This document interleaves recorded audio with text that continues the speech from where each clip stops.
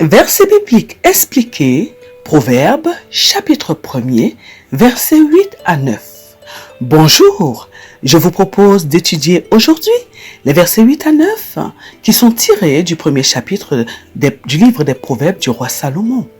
La Bible nous dit, verset 8, « Écoute mon fils, l'instruction de ton père et ne rejette pas l'enseignement de ta mère. » Verset 9, « Car c'est une couronne de grâce pour ta tête et une parure pour ton cou. » Dans ce passage, le roi Salomon s'adresse aux enfants, aux fils et aux filles, que ce soit des enfants biologiques, des enfants adoptifs ou des enfants spirituels. Il met en avant l'importance de l'instruction et de l'enseignement qui viennent de nos parents.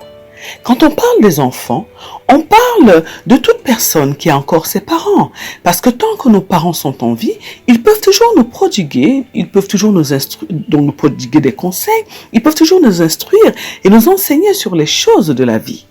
Le roi Salomon nous dit ici que nous devons être des enfants attentifs, nous devons écouter l'instruction qui nous vient de notre Père. Ici, il peut également s'agir, donc il peut s'agir du Père physique comme de notre Père, donc de notre Dieu qui est également notre Père. Nous devons donc écouter ce que notre Père nous dit de faire. Le Père, en effet, donne des instructions, c'est-à-dire une direction à suivre afin que nous soyons équilibrés et que nous ne puissions pas nous disperser dans la vie. C'est le père de famille qui donne la direction, le chemin, la ligne que les membres de la famille doivent suivre.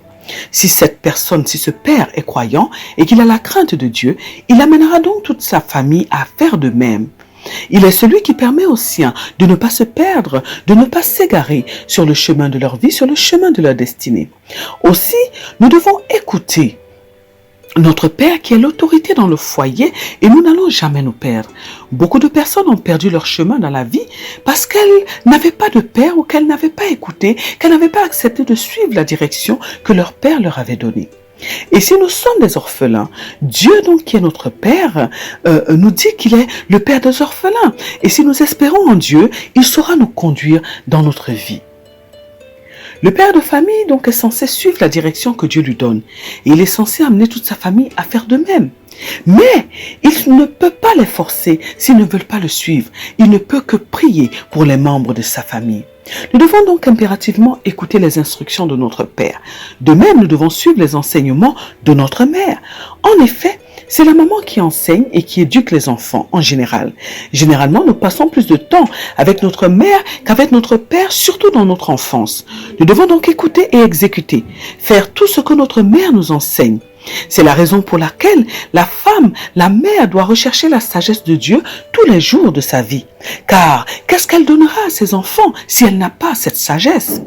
La femme doit beaucoup travailler sa sagesse, car Dieu, à travers Salomon, nous a dit dans Proverbes, le chapitre 14 des Proverbes, le verset 1er, que c'est la femme sage qui bâtit sa maison.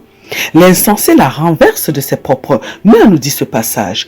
Et cette femme donc doit développer une bonne relation avec Dieu, car c'est auprès de Dieu qu'elle va recevoir cette sagesse ainsi que la force de bâtir ses enfants.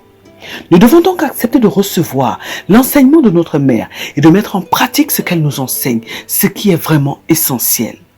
Le roi Salomon nous dit que l'instruction de notre Père est une couronne pour notre tête. La couronne est le symbole de la royauté. Le roi sans sa couronne n'est pas roi. Sa couronne est le symbole de son pouvoir et de sa dignité. Aussi, lorsque nous sommes instruits, nous avons un certain pouvoir. Nous pouvons honorer notre famille également et préserver la dignité de notre famille. De même, le roi Salomon nous dit que l'enseignement est une parure pour notre cou. La Bible nous apprend qu'il y a un temps où les Israélites portaient à leur cou la parole de Dieu. Lorsque nous portons les enseignements de notre mère, nous allons toujours nous en rappeler et ils nous aideront à bien marcher dans la vie. Ils feront de nous des personnes bien vues, des personnes de qualité. Nous comprenons alors combien il est important pour nous d'être bien instruits, d'être bien éduqués. L'instruction et l'enseignement nous valorisent, nous rendent meilleurs et nous distinguent dans la société. Alors, décidons de les écouter, décidons de les appliquer et de donner les honneurs à nos parents à travers ces trésors qu'ils nous transmettent. Dans ce passage, le roi Salomon nous parle donc de deux éléments essentiels à notre vie, l'instruction et l'enseignement. Décidons de les acquérir, mes bien-aimés, de les chérir afin que nous ayons une vie de qualité. De même, aimons les recommandations de notre Dieu plus que toutes toute autre chose. Pratiquons-les et nous verrons que nous allons suivre la bonne direction dans notre vie et nous allons réussir dans tout ce que nous allons entreprendre parce que Dieu sera avec nous.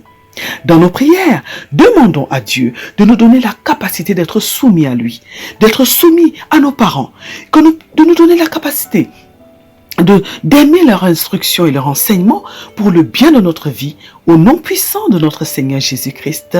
Amen. Que Dieu vous bénisse.